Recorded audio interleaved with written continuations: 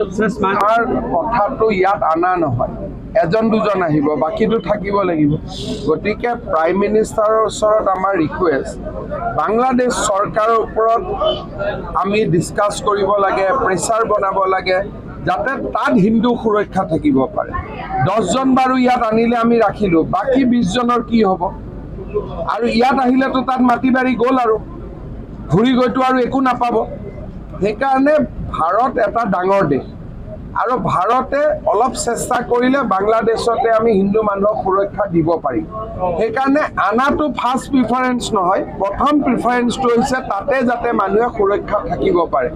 নহ'লে পঢ়া আছে, কাৰোবাৰ মেডিকেল পঢ়ি আছে, আধা পঢ়ি আছে, কোনোবাই কলেজত ফাৰ্ষ্ট ইয়াৰ পঢ়িছে, ছেকেণ্ড ইয়াৰ ক'ত আহি পঢ়িব। ইয়াত আনিলেতো ৰিফিউজি কেম্পত সোমাব লাগিব।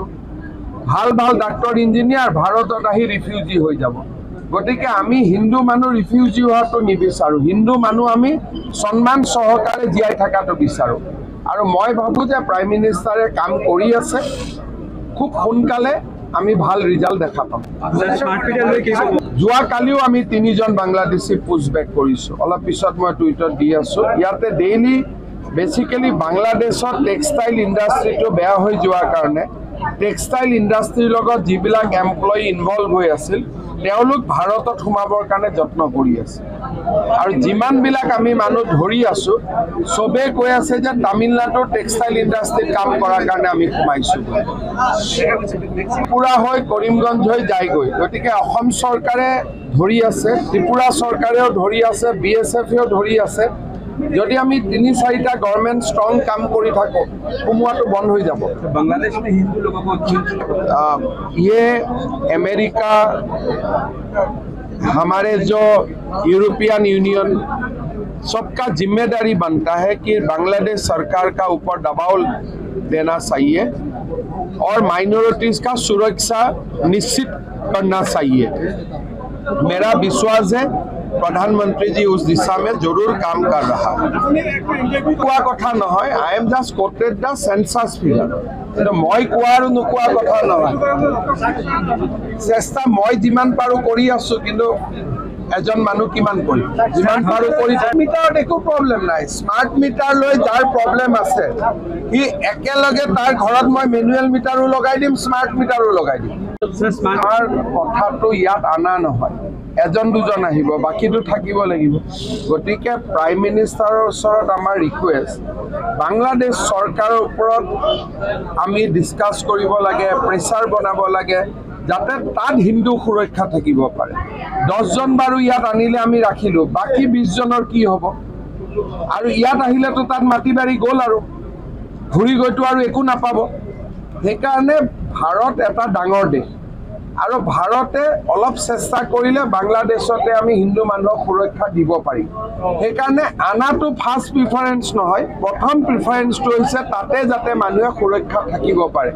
নহ'লে পঢ়া আছে, কাৰোবাৰ মেডিকেল পঢ়ি আছে, আধা পঢ়ি আছে, কোনোবাই কলেজত ফাৰ্ষ্ট ইয়াৰ পঢ়িছে, ছেকেণ্ড ইয়াৰ ক'ত আহি পঢ়িব। ইয়াত আনিলেতো ৰিফিউজি কেম্পত সোমাব লাগিব। ভাল ভাল ডাক্তৰ ইঞ্জিনিয়াৰ ভাৰতত আহি ৰিফিউজি হৈ যাব। গতিকে আমি হিন্দু মানুহ ৰিফিউজি হোৱাটো নিবিচাৰোঁ, হিন্দু মানুহ আমি সন্মান সহকাৰে জীয়াই থকাটো বিচাৰোঁ। আৰু মই ভাবোঁ যে প্ৰাইম মিনিষ্টাৰে কাম কৰি আছে, খুব সোনকালে আমি ভাল ৰিজাল্ট দেখা পাম। যোৱাকালিও আমি 3জন বাংলাদেশী পুছবেক কৰিছোঁ, অলপ পিছত মই টুইটত দি আছোঁ। ইয়াতে ডেইলি বেচিকেলি বাংলাদেশত টেক্সটাইল ইণ্ডাষ্ট্ৰিটো বেয়া হৈ যোৱাৰ কাৰণে টেক্সটাইল ইণ্ডাষ্ট্ৰিৰ লগত যিবিলাক এমপ্লয়ি ইনভলভ হৈ আছিল, তেওঁলোক ভাৰতত সোমাবৰ কাৰণে যত্ন কৰি আছে। আৰু যিমানবিলাক আমি মানুহ ধৰি আছোঁ, চবেই কৈ আছে যে তামিলনাডুৰ টেক্সটাইল ইণ্ডাষ্ট্ৰিত কাম কৰাৰ কাৰণে আমি সোমাইছোঁ। ত্ৰিপুৰা হৈ কৰিমগঞ্জ হৈ যায়গৈ। গতিকে অসম চৰকাৰে ধৰি আছে, ত্ৰিপুৰা চৰকাৰেও ধৰি আছে, BSFেও ধৰি আছে। যদি আমি 3-4টা গভৰ্ণমেণ্ট ষ্ট্ৰং কাম কৰি থাকোঁ, সোমোৱাটো বন্ধ হৈ যাব। बांग्लादेश में हिंदू लोगों को ये अमेरिका,